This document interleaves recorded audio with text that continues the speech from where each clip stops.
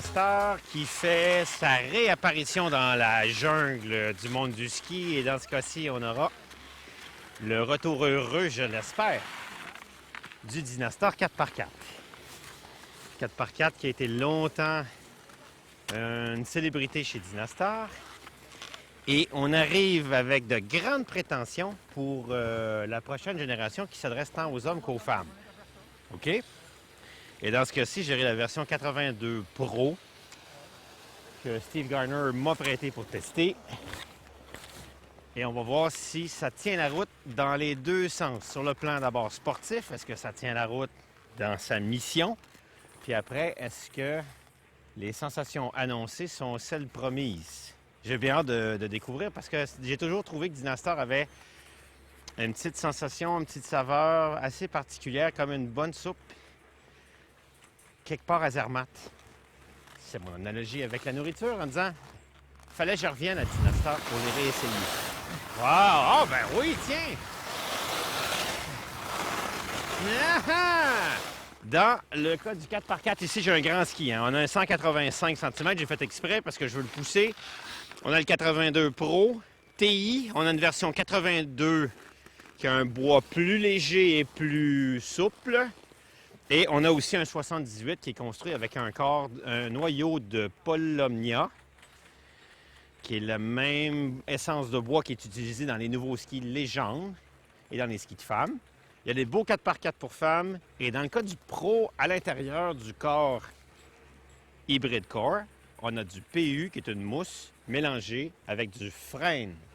Et chez Dynastar, le frêne est utilisé dans les skis de course. Donc, dans le cas de la version Pro, on aura beaucoup plus de puissance que dans la version qui n'est pas Pro. Construction sandwich, faite avec des champs en phénol. Puis vous allez remarquer aussi dans son profil 3D, ici à l'arrière, qu'on a une structure supérieure en 3D sur les extérieurs, libérant un peu l'arrière pour assurer aussi que le ski va être joueur à la fin du virage. Et même chose aussi en avant en spatule. Vous voyez l'effet 3D pour un petit peu plus de puissance sur les extérieurs et s'assurer que la spatule soit plus légère et plus souple. Race run of the ski club at Gabriel. Oh wow! Yahoo! Hey, that's a free ride ski almost. Oh que oui! Ce qui me frappe quand j'ai pris le ski la première fois, c'est regarder le camber de cette affaire-là. Regardez l'angle, le soulevé par rapport à la neige, il y a presque 2-3 cm de pré-cambrure.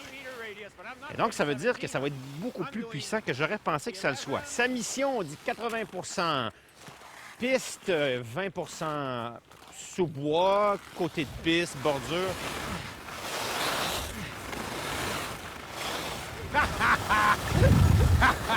Hey, je pensais pas.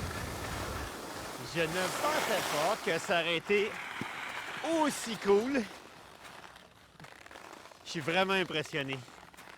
Écoute, il faut dire que les conditions sont quand même assez dures. La largeur me va. Sérieusement, je leur dirais, allez faire une version 78 TI, un petit peu plus étroit pour nous au Québec. C'est assez fabuleux. Je l'ai pris long.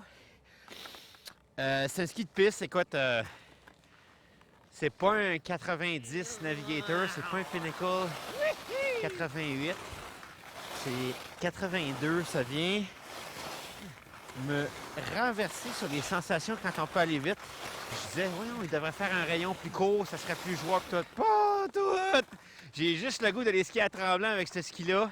Le gaz au fond, sans avoir besoin d'avoir un ski de slalom géant dans les pieds et d'être brûlé après 2 runs. Bref, un grand succès. Dynastar 4x4, 82 TI pour l'année prochaine.